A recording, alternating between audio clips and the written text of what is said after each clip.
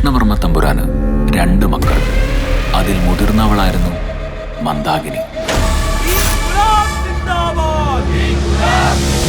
മന്ദാകിനിക്കാട് തുറക്കണം പോലും.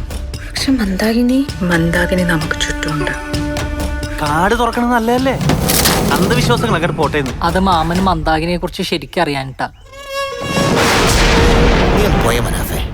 അവന്റെ ഒരു മന്ദാകിനി.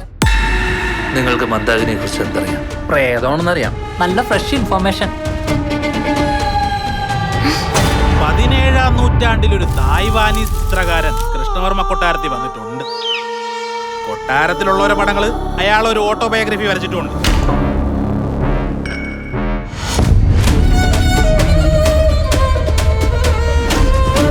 സൂക്ഷിച്ചു നോക്കിയാൽ മനസ്സിലാവും.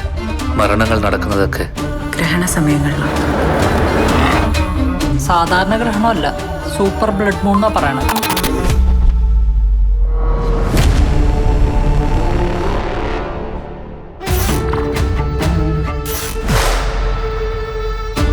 കൃഷ്ണ, മന്ദാകിനി കയ്യെത്തും ദൂരത്തുണ്ട്.